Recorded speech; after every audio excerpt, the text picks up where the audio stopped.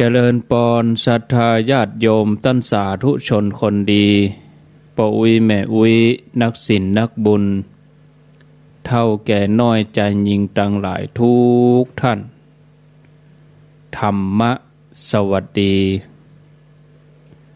สวัสดีเมื่อค่ำยามแลงมาปะกันในรายการสารธรรมยามแลงมาปะกันวันนี้เป็นวันจันทร์ที่18เดือนตุลาคมพุทธศักราช2564วันนี้เป็นวันเดือน12เหนือเดือนเกียงเหนือขึ้น12ค่ำขออภัยก็ยังบ่โป้นเดือน12เดือนโลนี่เนาะเพราะเดือนเกียงละเดือนเกียงเหนือขึ้น12ค่ำพร่ำว่าเป็นวันจันทร์ได้มาปะมาพบกับรายการสารธรรมยามค่ำซึ่งตามปกติแล้วอาตมาภาพก็จะเข้ารายการช่วงบ่าย3ถึง4โมงแล้วก็4โมงถึง5โมงก็เป็นพระครูปลัดณัฐพงศ์ทิตะอุทธศิริเจ้าอาวาสวัดดอนจันทร์ตำบลเวียงกาหลงอำเภอเวียงป่าเป้าจังหวัดเชียงรายวันนี้สลับชั่วโมงกันอาตมาชั่วโมงที่2ชั่วโมงแรกก็นิมนต์ท่านเข้ารายการไปก่อนก็เนื่องจากว่าเดินทางไปม่อนพระศรีสองเมืองปิกมาก็กลัวบัดตันถึงแม้จะตันก็ตึงชุกละหุกเนาะค้างแหม5นาทีมันก็ตึงบัดตันอยู่ดีกลับมาก็ต้องเตรียมหลายๆอย่างนะศรัทธาญาติโยมเอาก็ต้องเข้ารายการต้องเตรียมตัวก่อนสัก20นาทีถ้าเข้ารายการบ่าย3ก็ประมาณ2:40ต้องมาถึงต้องมานั่งเตรียมตัวเตรียมอย่างหลายๆอย่างปุ๊บปั๊บมานั่งกู้เลยนี่มันหลายๆอย่างมันบ่พร้อมเราก็ต้องเตรียมข้อมูลต้องตั้งสติอย่างหลายๆอย่างจัดรายการนี่บ่ใจบ่ให้บ่ดีนะญาติโยมมันใจว่าไม่จู้ปากแล้วก็ไปได้หมดมันบ่ได้นะบางทีเฮาก็จะต้องมีข้อมูลมีหยังจากับศรัทธาญาติโยมฉะนั้นก็เลยสลับชั่วโมงกันมาถึงวัดก็พอ3โมงพอจะเช้าแล้วเนาะตะกี้นี่ก็เลยว่าคงบัดตันแน่นอนอยู่กลางถนนพอ3โมงปลายแล้วมันบัดตัน 100% น่ะเติมน้ำมันแถมติดไฟแดงแถมถ้าเฮาบ่ฟังนี่มันบ่เป็นหยังนะถ้าเฮาฟังในเวลามันหยังมาโวยเขาบางทีว่าน่าจะตันนี่เนาะอยู่สันปะตองนี่กำลัง2โมงปลายน่าจะตันเดี๋ยวก็ไฟแดงกาดประจำห้องเดี๋ยวก็ไฟแดงทุ่งเซลนั่นเดี๋ยวก็ไฟแดงทุ่งฟ้าบดบวกไฟแดงบวกรถชะลอบัดตันเลยก็คือท่านพระครูปลัดณัฐพงศ์ดำเนินรายการไปก่อนอาตมาก็มาเข้ารายการในชั่วโมงที่2ญาติโยมท่านทั้งหลายชีวิตของคนเฮานี้เมื่อมาก็มาตัวเปล่าแล้วก็ขวนขวายทำคุณงามความดีไว้กับโลกนี้พ่องก็ประสบความสำเร็จพ่องก็ได้โชคพ่องก็อาภัพโชคแล้วแต่บุญนำกรรมแต่งคนที่ประสบผลสำเร็จก็ได้ชื่อว่ามีสุขบนโลกนี้ชีวิตก็จะมีคุณภาพที่ดี ส่วนท่านที่บ่ได้ประสบผลสำเร็จก็ดิ้นรนต่อสู้กันไป ยังได้ก็ตามญาติโยมแม้ว่าท่านจะประสบผลสำเร็จมีเงินนิดมีทองมากมายก่ายกองเท่าใดเมื่อหมดอายุไขเฮาก็ต้องปิกบ้านตัวเปล่าเหมือนอย่างที่เฮามาทรัพย์สินเงินทองซึ่งเป็นสิ่งที่เฮาหามาได้จะเกิดประโยชน์ก็ต่อเมื่อเฮาได้นำสิ่งเหล่านี้มาบริหารจัดการให้เป็นสัดเป็นส่วนก็ยังบ่ประสบผลสำเร็จเอาไปทำนั่นทำนี้ทั้งของตัวเองและสาธารณกุศลเฮาก็จะได้ชื่อว่าบัดเสียทีที่ได้เกิดมาได้ฝากคุณงามความดีเอาไว้ซึ่งบุญและบาปนี้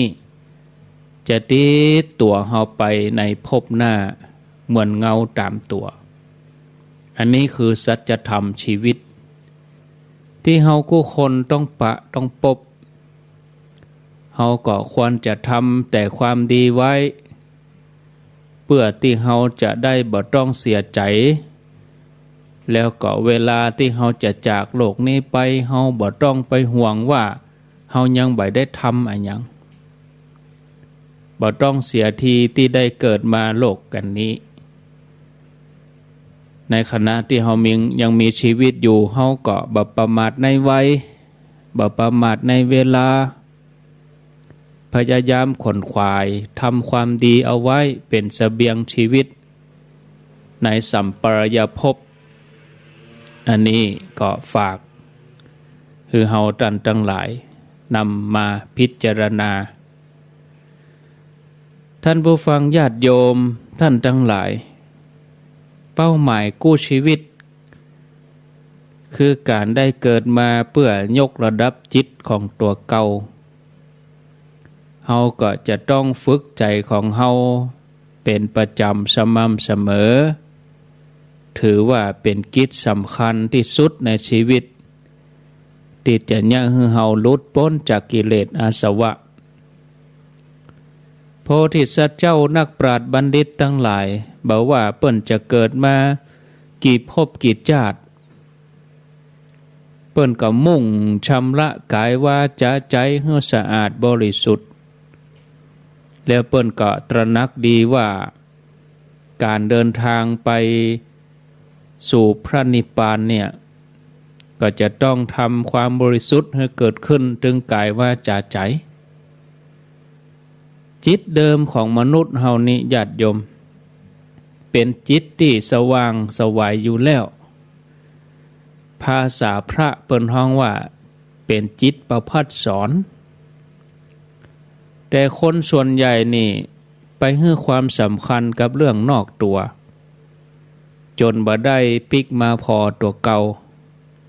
ใจก็เลยเปลี่ยนแปลงไปตามกระแสโลกใจขุ่นมัวเศร้าหมองแต่ผู้มีปัญญาจะใช้เวลาส่วนใหญ่มาพอใจตัวเก่ารักษาใจดวงนี้บ่ฮือไปกึดในเรื่องที่เป็นบาปอกุศลพยายามยกใจตัวเองให้สูงขึ้นไปโดยการหมั่นประพฤติปฏิบัติไหว้พระสวดมนต์เจริญจิตภาวนาวิธีการนี้น่าว่าเป็นวิธีการที่รักษาใจได้ดีที่สุดแล้วก็ถูกต้องตามห้องตามห้อยตามคำสอนของพระพุทธเจ้าจะนำปาหมู่เฮาไปสู่จุดหมายปลายทางช่วงนี้ ก็ยังอยู่ในช่วงกลางพรรษาก็เหลือเวลาแถมบักกี้วันออกพรรษาวันนี้วันที่18ออกพรรษาวันที่21วันนี้12ค่ำวันพุธ13วันฮือ14วันที่20นี่เป็นวันโกนเป็นวันห่อวันดา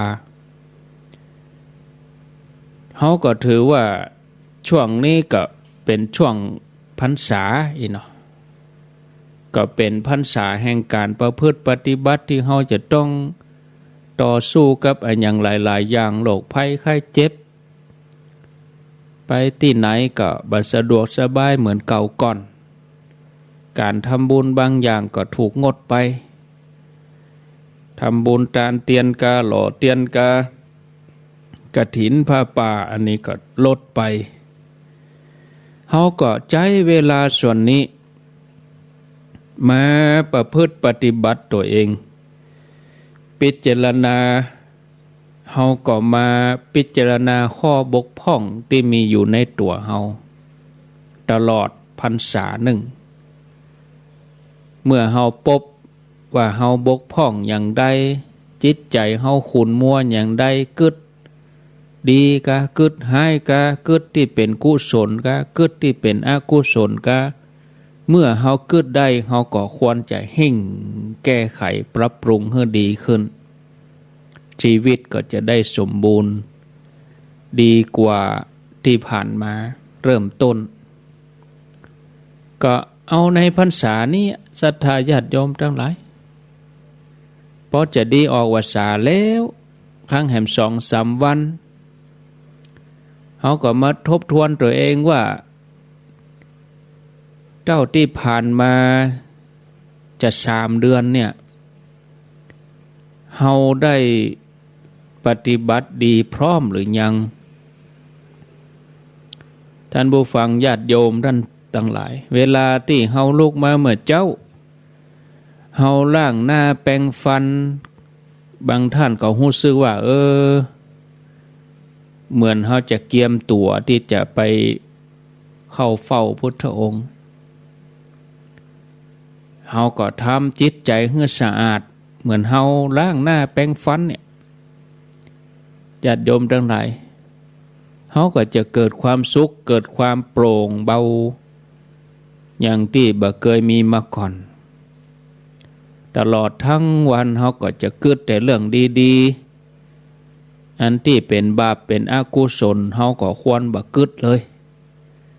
เวลามีปัญหาอันยังเกิดขึ้นก็จะมีดวงปัญญาที่แจ่มแจ้งแก้ไขปัญหาเนาะบางท่านตั้งแต่เข้าวาสามาไหว้พระบ่ขาดสักวันเจ้ามาก็ไหว้พระก่อนนอนก็ไหว้พระปฏิบัตินั่งสมาธิบ่เคยขาดแม้แต่วันเดียวชุดวาสาถึงแม้บ่มีโอกาสไปวัดก็ตามบางทีฟังญาติโยมโทรมาได้ไหว้พระไหว้นั่นไหว้นี่ปฏิบัติกูศีลปฏิบัติกูข้ามกูเจ้าก็รู้สึกสดชื่นปิติสุขใจทุกครั้งเมื่อได้ฟังเรื่องอย่างนี้อันนี้เป็นสิ่งที่ดีงามที่กำลังเกิดขึ้นในใจของเฮาญาติโยมท่านทั้งหลายเมื่อมีการเปิดวิทยุฟังธรรมะกระแสคลื่นแห่งความสะอาดบริสุทธิ์กระแสคลื่นแห่งความดีงามกระแสแห่งกำลังใจที่มีให้กันส่งไปถึงบ้านถึงจองเมื่อญาติโยมเขาโทรมาสนทนาถามปัญหาครูบาอาจารย์พระเจ้าประสงค์แต่ละรูปแต่ละตนเปิ้นก็แนะนำสิ่งที่เป็นประโยชน์มอบให้กันเป็นเครือญาติเป็นเครือข่ายเกิดสายสัมพันธ์เป็นพ่อเป็นแม่เป็นพี่เป็นน้องเป็นญาติดังธรรมที่เปี่ยมล้นด้วยความเอื้อเฟื้อเผื่อแผ่ตัวความเอื้อเฟื้อเผื่อแผ่ตัวเมตตานี่จะแผ่ขยายออกไปความสุขใจก็เกิดขึ้นเมื่อกูคนมีความสุขความปรารถนาดีต่อกันมีความจริงใจเหมือนเรื่องความอัศจรรย์ที่เกิดขึ้นในสมัยพุทธกาลเกิดขึ้นกับพระเถระรูปหนึ่งซึ่งมีชื่อว่าพระภากุละเรื่องราวเป็นอย่างใดเรื่องราวก็มีว่าในสมัยพุทธกาล อาเจลกะปริภาชกซึ่งเป็นนักบวชนอกพระพุทธศาสนาอาเจลกะปริภาชกได้มาถามพระเถระพระภากุละว่าท่านบวชมากี่วสาแล้วพระเถระก็ตอบว่าบวชมาได้80 วสาละตั้งแต่บวชมานี้ท่านเคยล่วงละเมิดศีลผิดศีลพ่องกอพระเถระก็ตอบว่าโอ้อย่าถามอย่างนั้นเลยบ่ควรเลยเพราะว่าอย่าว่าแต่ล่วงละเมิดเลยแม้แต่คิดก็ยังบ่มีแม้แต่ครั้งเดียวตลอดพรรษาแล้วก็ตลอดอายุของการบวชมานี้บ่ว่าจะเป็นกามวิตกพยาบาทวิตกวิหิงสาวิตกคือความคิดที่จะเบียดเบียนประทุษร้ายผู้อื่นนี่มันบ่มีนะแม้แต่ความฝันก็ยังบ่เคยฝันปริภาชกเป็นนักบวชนอกพระศาสนาฟังอย่างอันก็อัศจรรย์ใจเป็นไปไม่ได้เพราะว่าเป็นเรื่องที่บ่เคยได้ยินมาก่อนบ่เกิดว่าจะมีคนอย่างนี้อยู่ในโลกก็เลยบ่ฮู้ว่าจะถามอันอย่างต่อพระเถระเจ้าก็เลยบอกให้ฟังว่าตั้งแต่บวชมานี่80 พรรษานี่มีความสุขในการบำเพ็ญธรรมตลอดทั้งวันทั้งคืนจิตใจปลอดโปร่งโล่งเบาสบายบ่มีความกังวลหยังแล้วก็ประพฤติปฏิบัติทำความเพียรตลอดพรรษาเมื่อถึงวันสำคัญวันอุโบสถก็ได้ประพฤติปฏิบัติอย่างเข้มข้นก็เหมือนอย่างญาติโยมเขานี่กะเคยรณรงค์เคยจวนญาติโยมว่าถึงแม้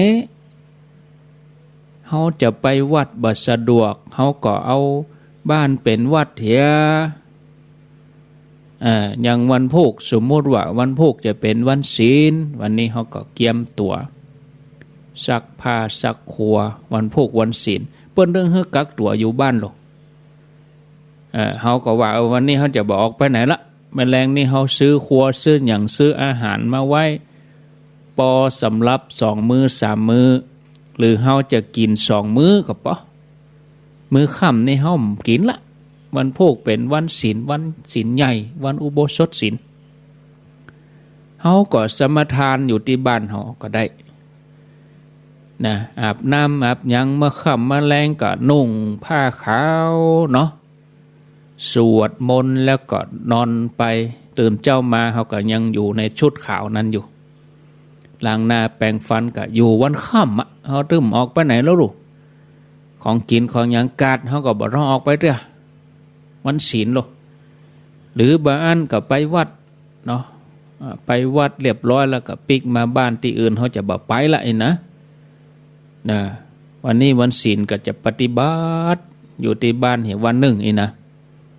โอ้ศรัทธาญาติโยมจะดีนักนอกจากนี้พระเถระเปิ้นก็เล่าเรื่องที่ทำได้ยากสำหรับคนธรรมดาทั่วไปเปิ้นทำกันหลายอย่างท่านบอกว่าตั้งแต่เปิ้นบวชมา80 พรรษาเนี่ยเปิ้นอยู่ในอิริยาบถ3ต่ออันคือเดินยืนนั่งเปิ้นบ่เคยนอนนะมีแต่เดินยืนนั่งต่ออันนะเปิ้นบ่เคยเจ็บไข้ได้ป่วยอันยังสุขภาพแข็งแรงจิตใจแข็งแกร่งก็เลยบ่ถูกถีนมิทะคือความง่วงเหงาหาวนอนครอบงำมีความสดชื่นเบิกบานกว่าคนปกติทั่วไปอาเจลกะปริภาชกบอกกองได้ยินอย่างอันก็เกิดความเลื่อมใสในพระเถระนี้เมื่อเปรียบเทียบสิ่งที่พระเถระปฏิบัติ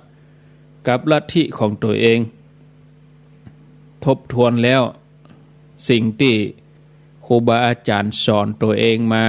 ห่างไกลกันเหมือนฟ้ากับดินที่ตัวเองปฏิบัติมาเก่าก่อนหาสาระแก่นสารอันยังบ่ได้สอนอันยังสอนเฮือป่วยตัวบ่เฮือนุ่งผ้าไปนั่งบนแผ่นหินที่ฮ้อนนอนตากแดดบางกลุ่มก็เอาแข่งห้อยกิ่งไม้เอาหัวย่อนลงมานั่นปฏิบัติต่างกันเหลือเกินอาเจลกะปริปัสสกก็เลยตัดสินใจเลิกลัทธิเดิมมาขอเป็นลูกศิษย์ของพระเถระเนี่ยญาติโยมพ่อได้พบคนดีแนะนำไปตังดีเป็นบุญนะที่นี่เมื่อบวชแล้วก็ตั้งใจประพฤติปฏิบัติตามโอวาททำใจให้เบาสบายมีความสงบสุขบ่ยอมให้สูญเสียความสงบของใจไป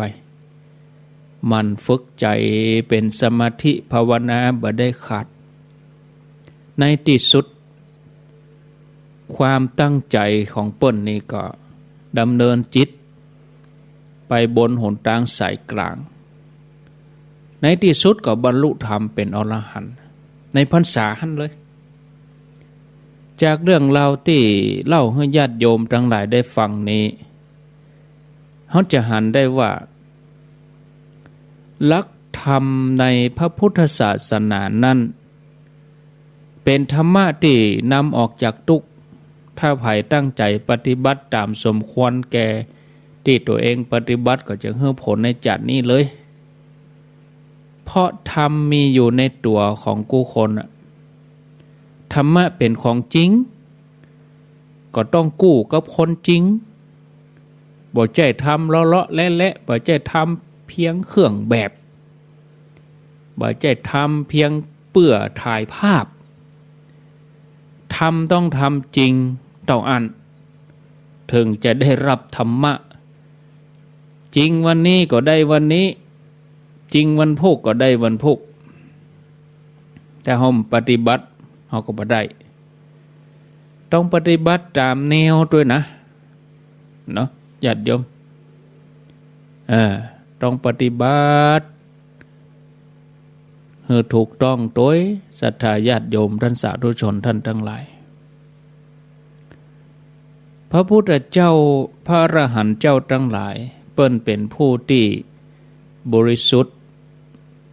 มีใจปราศจากทุลีมดจดจากกิเลสเครื่องร้อยลัดทั้งหลายบ่ว่าหยาบบ่ว่าละเอียดใจของเปิ้นนี่สะอาดผ่องแผ้วบ่ว่าจะอันยังมากระทบก็บ่สามารถทำให้เปิ้นหวั่นไหวหรือเศร้าหมองไปได้ตัวกิเลสประกอบด้วยราคะความกำหนัดยินดีโทสะความโขดเคืองความขุ่นข้องหมองใจโมหะความลุ่มหลงมัวเมาสิ่งหมู่นี้บ่สามารถที่จะมาครอบงำบังคับบัญชาจิตใจของท่านได้ใจของพระอริยเจ้าอรหันต์เจ้าทั้งหลายเหมือนหยดน้ำที่หยดลงในใบบัวใบบอนบัดติดเลยเหมือนโนยตาลสุกที่หลุดจากควันแล้วก็มีความเปล่งแจ้งเหมือนตะวันที่เปล่งแจ้งส่องให้แสงสว่างแก่โลกเหมือนพระสารีบุตรเถระเจ้าซึ่งเป็นอัครสาวกเบื้องขวาของพระพุทธเจ้า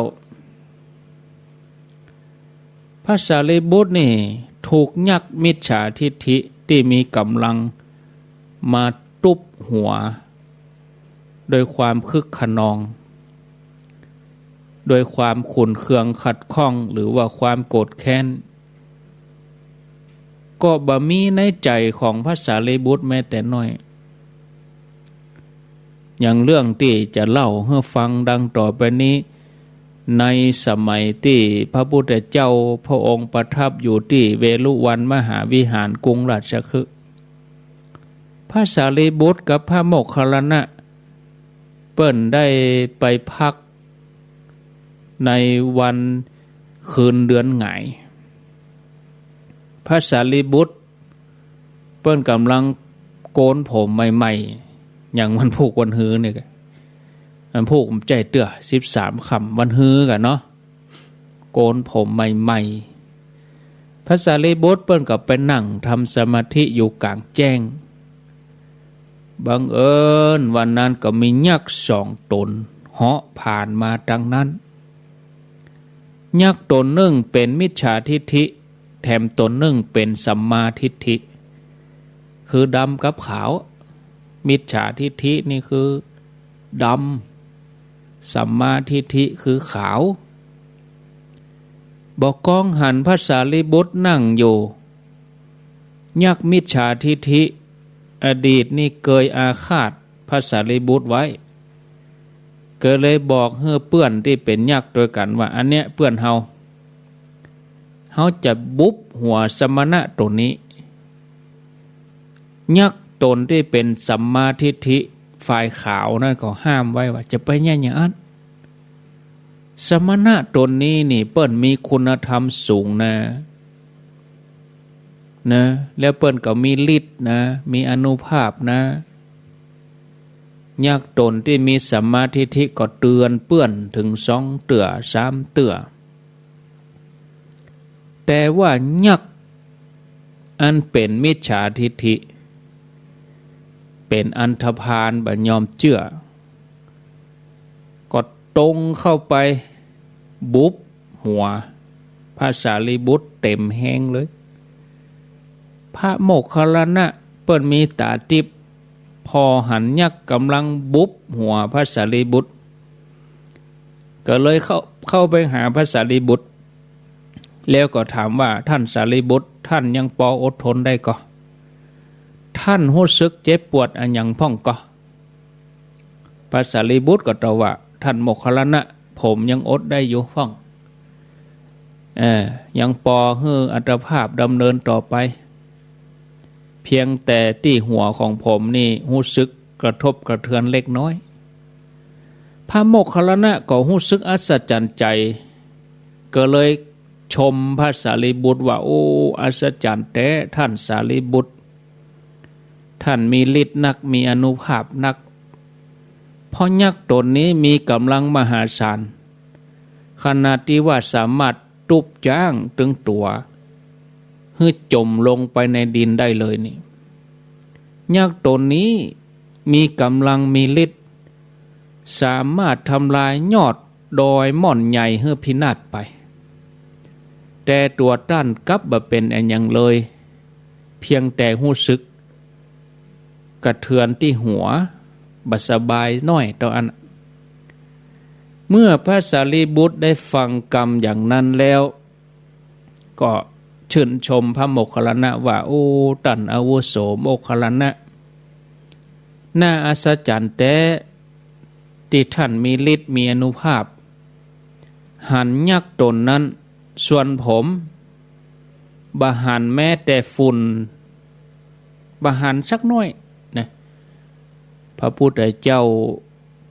ได้ฟังการสนทนาของพระเถระทั้ง 2พระองค์ได้ยินโดย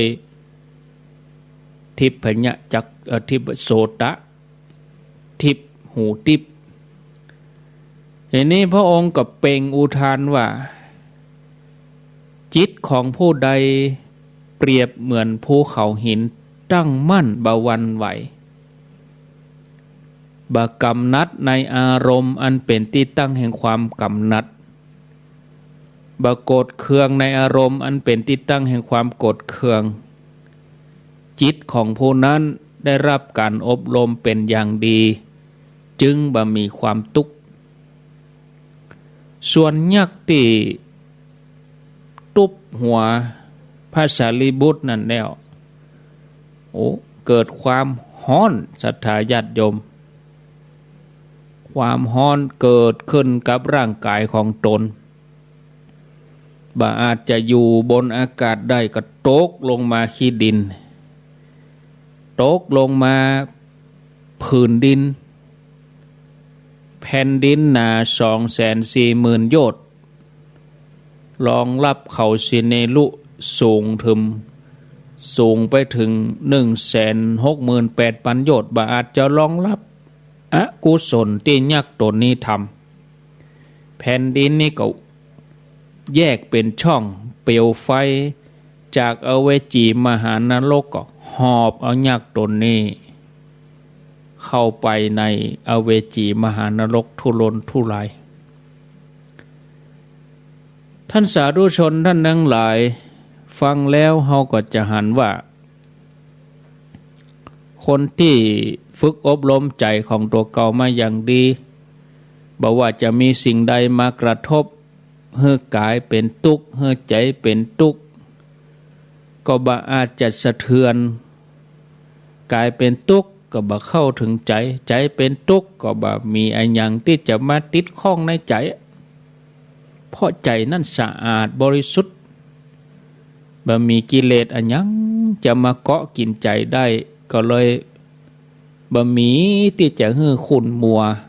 บ่มีที่จะฮื้อเศร้าหมองบ่มีความแค้นเคืองส่วนปุถุชนคนธรรมดาหมู่เฮาตั้งหลายกิเลสหนาบางทีอันยังน้อยบ่ได้ผาดพังไป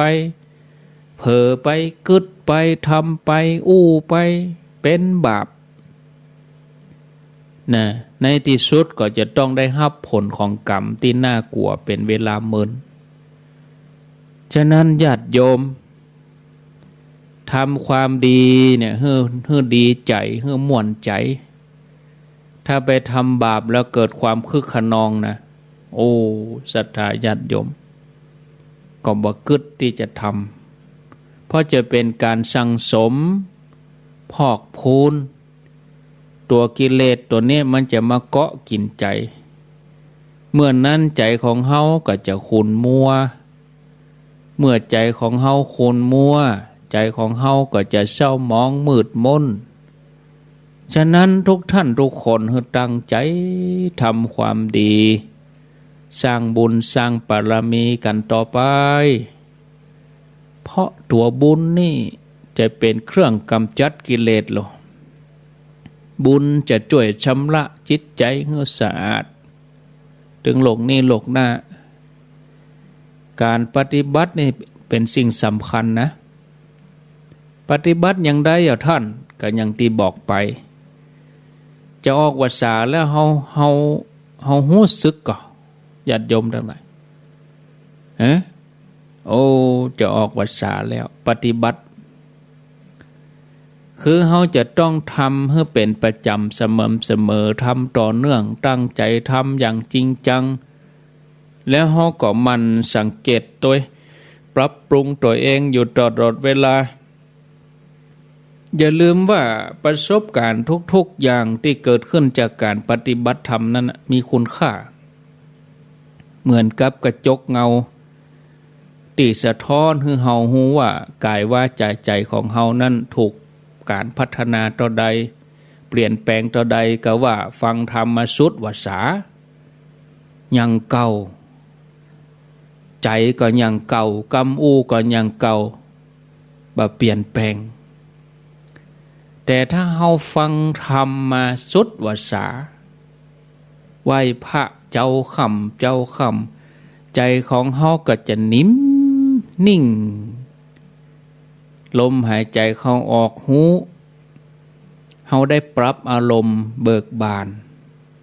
อันเนี้ยเข้าถึงธรรมนะการทำใจให้เบิกบานเป็นสิ่งที่เฮาจะต้องฝึกจนเป็นนิสัยเมื่อมีเรื่องราวอันยังมากระทบกระเทือนความขุ่นมัวมันก็อยู่กับเฮาได้บ่เมินบ่นานมันสลัดออกเหลือแต่สิ่งดีๆมันเข้ามามันก็อยู่ชั่วคู่ชั่วคราวหรือบ่มีเลยถ้าเฮาฝึกใจให้ดีเหมือนเฮามีเกาะ แก้วป้องกันมีเกราะป้องกันภัยขจัดปัดเป่าสิ่งที่จะทำให้เราเกิดความเครียดความขัดเคืองความขุ่นข้องมองใจมันก็มาลายไปหมดไปท่านผู้ฟังญาติโยมฉะนั้นเป้าหมายของชีวิตของเราเนี่ยสำคัญเมื่อเราเข้าใจดีแล้วถึงแม้เราจะอยู่เพียงลำพังอยู่คนเดียวเราก็บ่ว่าเวสามารถที่จะเป็นที่ปึ้งแก่ตัวเองได้เพราะใจของเรามีที่ปึ้งแล้วแม้เราจะแตกกายสลายขันธ์ตัวนี้ไปเราก็บ่หวั่นไหวต่อมรณะภัยที่จะมาถึงเพราะเรามั่นใจ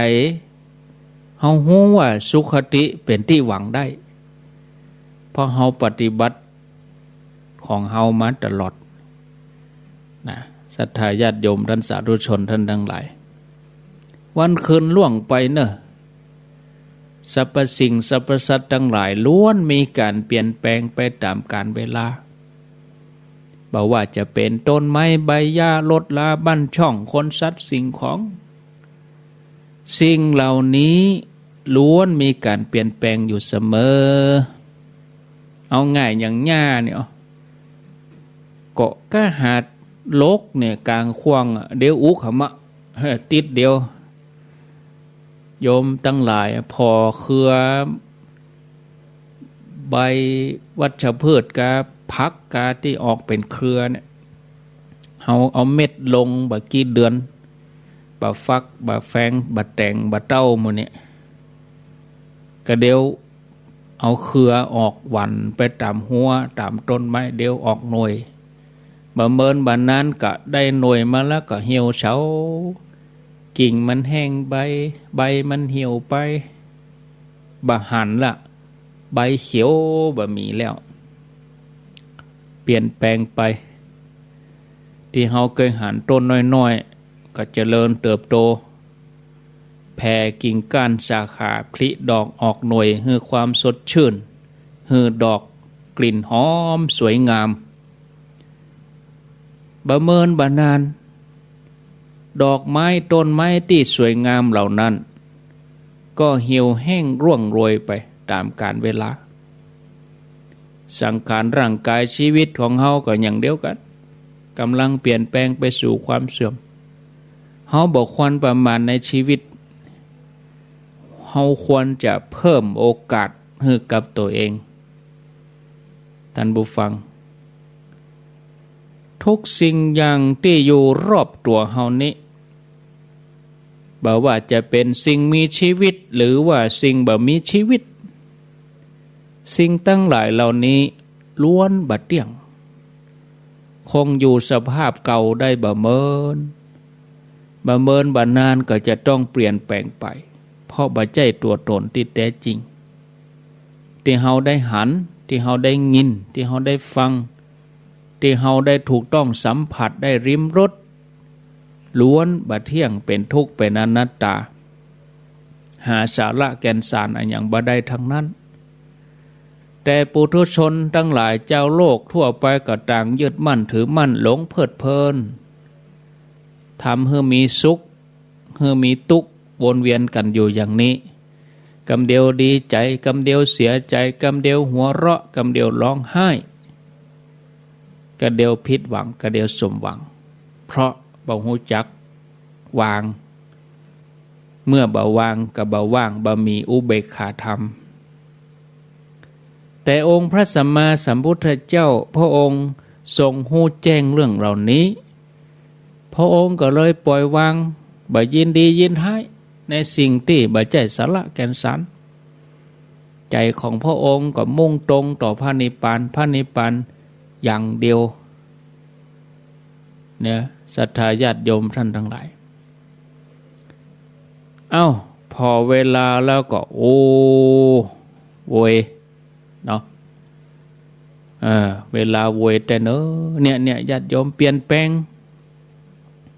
เวลาเปลี่ยนแปลงไปแต่โวยปุ๊บปั๊บปุ๊บป ปั๊บปุ๊บปั๊บเนาะแต่กี้4 โมงบัดเดี๋ยวจะ5 โมงละข้างแถม16-17 นาที16:43 นาทีข้างแถม17 นาทีหมด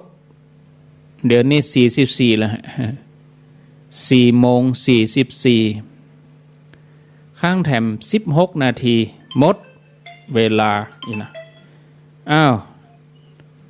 อันนี้โทรมาก่อนเลยนะได้กะไหว้จ่าเจ้าจากที่ไหนเจ้าแม่สมศรีบ้านนันทลานเจ้าบ้านเพชรปดฟังเจ้าไหนเวลาถ้าปล่อยให้ได้จะลดไปดูหรอกนันทลามเมืองฝางกะอ๋อก็เดี๋ยวสอบติดแปลงโทรศัพท์กันทำมีแม่นี่แม่ให้ได้ปลูกค่าขึ้นกองหลงกองอ้าวโมทนาเรียนลูกโอ้ยดีตั้งสติได้จัดตูเนออ้าวบอกเบอร์ก่อนเนาะอันนี้เปิ้นฮู้จังหวะกะฮะโอ้จำเบอร์กันได้โลนี่0998366322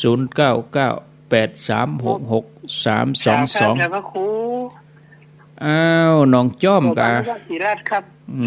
ปออนุวัฒน์น้องจ้อมสันทรายเนาะครับผมว่าคุยมาบ่ตันแล้วนะโอ้เกือบบ่กะโอ้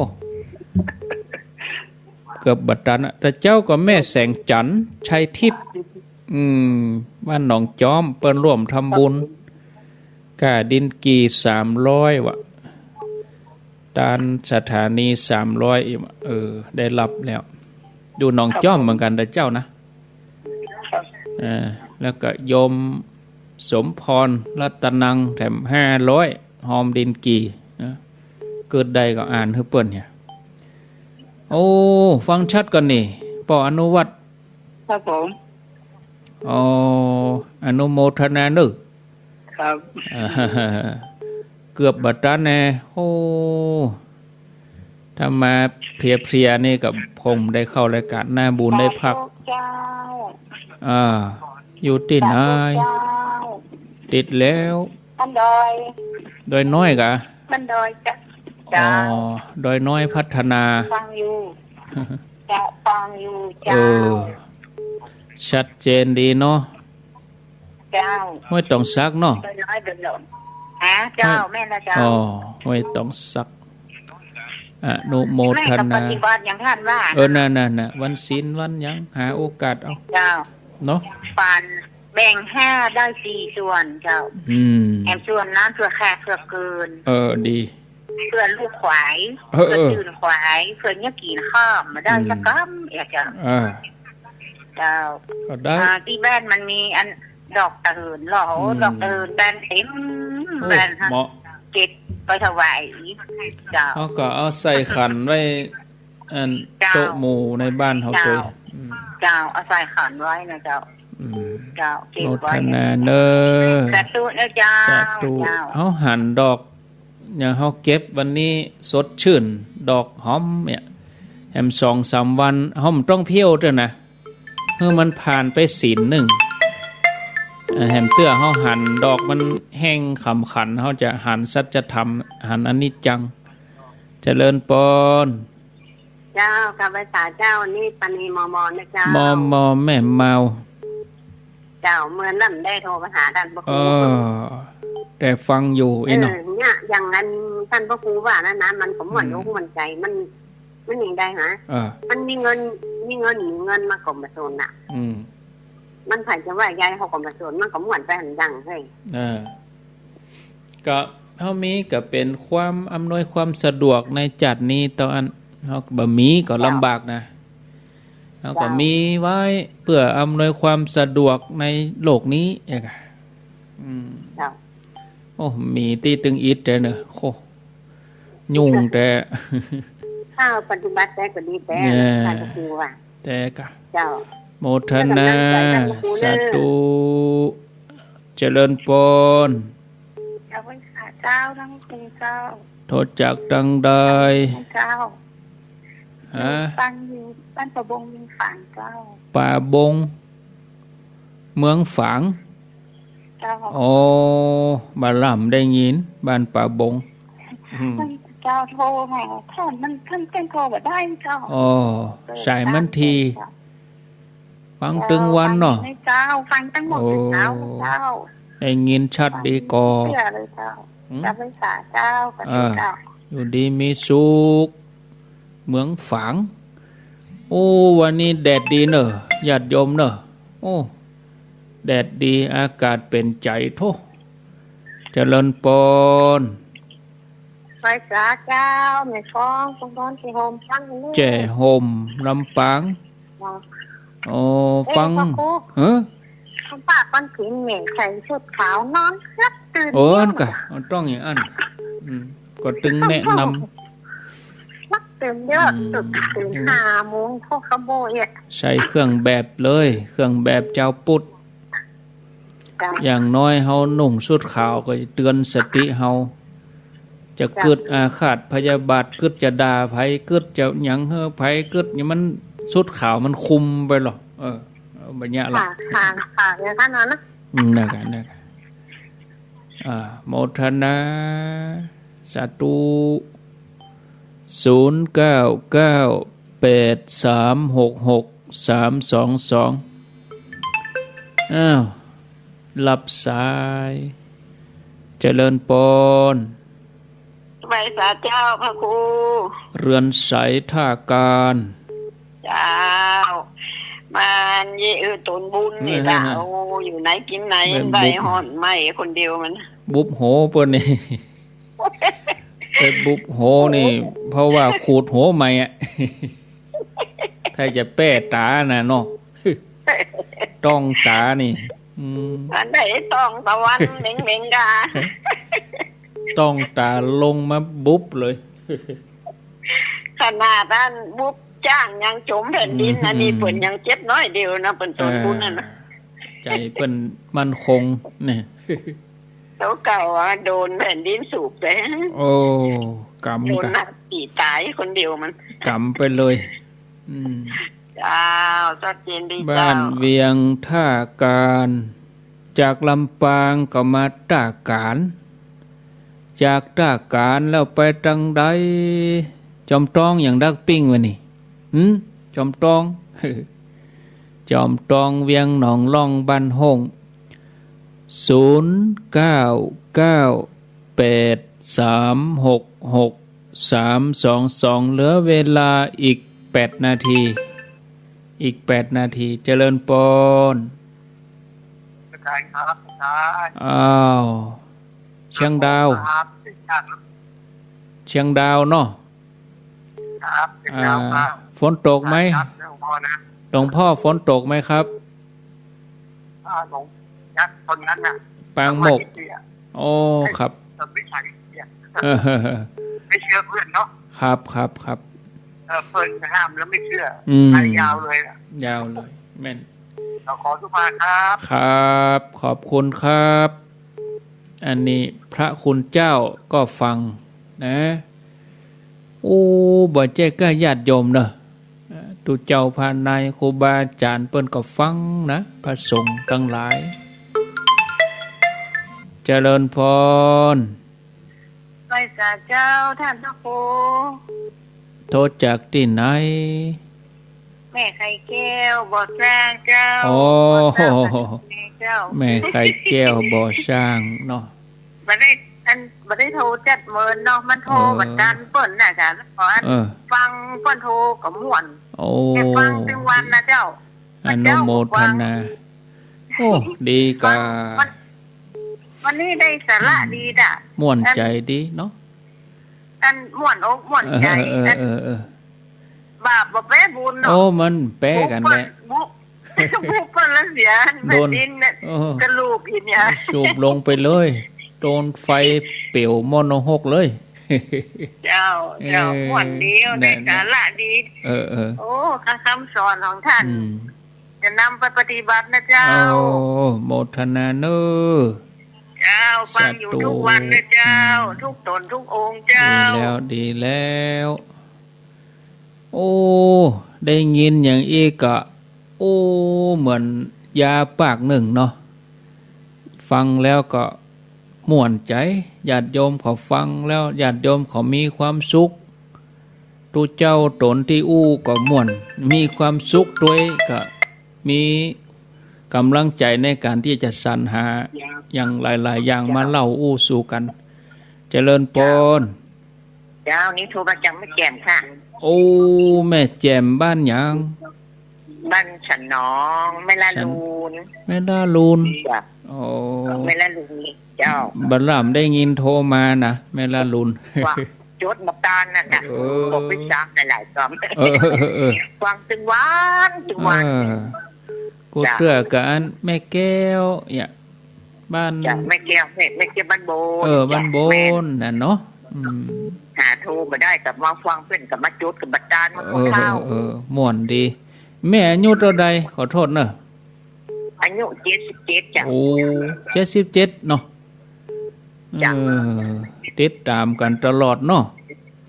จ้ะดีละตลอดหลายปีละโอ้มันเตรียมมาได้เตรียมตั๋วต้องหาไว้มาหาปากกามีก็ได้ปากกามากกับบอกออกแฮมเขียนไว้กะเนอะเขียนไว้จ้ะโชคดีเนอะจ้ะสาธุแม่แจ่มแต่กี้อยู่อันเชียงใหม่สดไปแม่แจ่มแล้วก็ตอนที่ดอนนางแก้วกับแต่กี้ก็มีสถาบันมอนเพิ่นไปตานอาหารเพลถวายพระคุณเจ้าถวายข้าวกล่องแล้วก็ทำบุญเบิดกับฟังอันตุลุงหลวงพ่อจอมพอเพิ่นจะอ่านชื่อบึดเนาะเจริญพรอ้าวโทษจากไหนสันทรายสังกยอมเจ้าโอ้สันทรายฟันลั่นได้สาระดีขนาดวันนี้เจ้าม่วนใจดีเนาะเจ้าเตือนตุกเอาตัวให้เจ้านั่นน่ะดีแล้วฟังแล้วก็เตือนตัวเองปฏิบัติเหมือนท่านสอนนะเจ้าปฏิบัติไปเตอะเนอะเจ้าม่วนใจตามท่านสอนนะเจ้าเจ้าฟังอยู่นะเจ้ามีสุขอยู่ดีมีสุขอันนี้เปิ้นอยู่สันทรายสันขยอมศรัทธาอุปถัมภ์วัดสันขยอมฟังเนอะนี่นะเปิ้นฟังถึงสามีภรรยาฟังถึงพ่อฟังถึงแม่ฟังถึงพ่อบ้านแม่บ้านก็ม่วนใจนะได้ยินญาติโยมเขาโทรมาฟังธรรมะจากครูบาอาจารย์บ่ใช่เฉพาะก็อาตมาเนอะฟังไปกุตนอ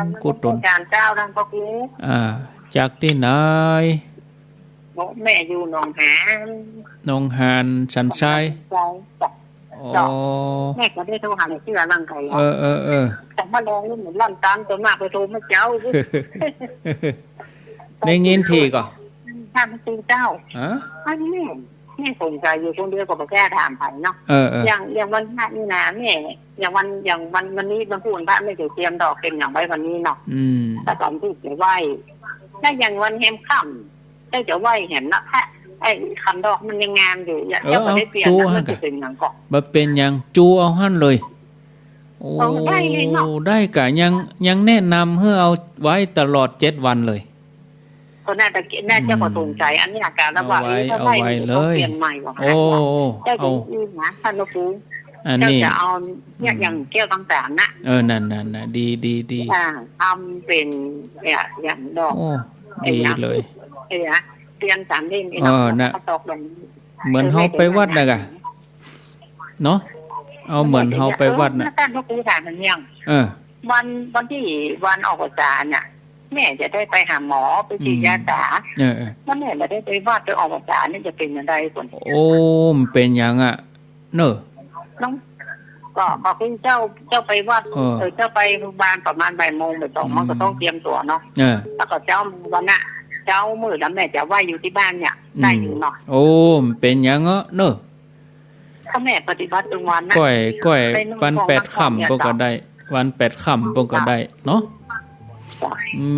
ดีกะโอ้ธนาเจ้าการธรรมการเจ้าขอบคุณนักเจ้าสงสัยคนเดียวมามื่นนะเดี๋ยวทำดอกเดี๋ยวจะอธิบายเพิ่มเติมหน่อยเวลาก็หมดไปอธิบายเพิ่มเติมเห็นหน่อยว่าเรื่องดอกนี่นะแต่กี้บอกว่าถ้าเป็นไปได้เนี่ย เอาไปถึงแหมศีลนึงเลยบ่ต้องเพี้ยวเตื้อคือเฮาไหว้ติโต๊ะหมู่เฮาไหว้ที่ห้องพระเฮาก็พอดอกขั้นตัวเฮาจะได้หันอนิจจังอย่างวันนี้เฮาเก็บมาดอกมันงามมันจุ่นกลิ่นมันหอมอยู่ตกวันพวกมามันก็หมองไปกลิ่นมันก็หายไปได้ 3-4 วันมันก็เหี่ยวแห้งไปเนี่ยอันเนี้ยได้หันธรรมะได้หันอนิจจังทุกขังอนัตตาชัดเจนเลยได้หันธรรมะวันพวกวันศีลเก็บให้ใหม่เฮ้อข้ามไปบ่ต้องว่าวันต่อวันอันแนะนำไว้ว่าปุ่นเอาไว้จนถึงแอมศีลปุ่นอาตมาก็เหมือนอันนะเพี้ยวตัวหรอเวลาเขาทำวัดแมลงวันนี้ศรัทธามาใส่ขันแก้วขันอย่างเขาเพี้ยวตัวหรอเอาไว้แหมศีลก่อนเวลาทำวัดเขาก็แยงพอดอกขันแก้วทั้ง3มันเหี่ยวแห้งไปรูบทที่เขาสวดนั่นน่ะมันเป็นอนิจจังทุกขังอนัตตานี่เขาก็หันชัดกลิ่นที่มันเคยหอมมันก็บ่หอมละอย่างนะขอบคุณถ้าว่าออกวาสาบ่ได้ไปวันนั้นเขาก็หาโอกาสไปตาน8 ค่ำปุ่นมันจำเป็นหรอมันใจว่าจะเอาได้เอามีวันนั้นมันใจจะไปว่าเขาไม่ได้ไปวันออกวาสาเขาบ่ได้ออกวาสาด้วยเปิ้นก็บ่ใช่เนาะบางวัดเปิ้นยังเอา8 ค่ำปุ่นก่อนตานผ้าวาสาเอา8 ค่ำปุ่นเนาะหมดเวลาอายุวันโนสุขังปลัง